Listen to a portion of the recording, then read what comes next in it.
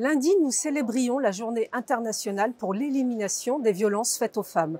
C'est un combat qui nous tient particulièrement à cœur, d'autant plus que l'Europe, et plus encore la France, fait face à une insécurité croissante. Le mode de vie des Européennes est aujourd'hui menacé, non seulement par cette insécurité grandissante, mais également par la montée de l'islamisme. Au Parlement européen, nous avons abordé la question des violences domestiques dès le mandat précédent, notamment en réclamant que les victimes puissent bénéficier en priorité de logements sociaux. Cependant, une autre forme de violence à l'égard des femmes reste largement ignorée, la violence de rue. Par idéologie, la gauche refuse d'ouvrir les yeux sur la réalité de l'immigration et de l'islam politique.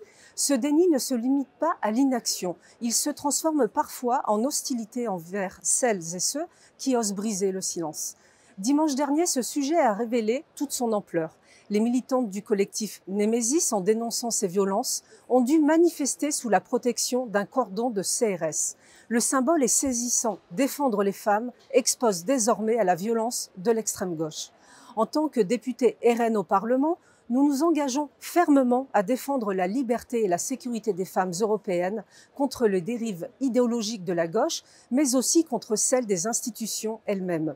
Notre délégation joue un rôle essentiel de lanceur d'alerte, dénonçant les financements et la promotion d'organisations islamistes ainsi que de leur idéologie.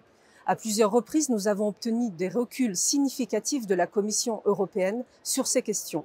Nous n'avons pas l'intention de baisser les bras. Notre combat continue avec détermination et conviction.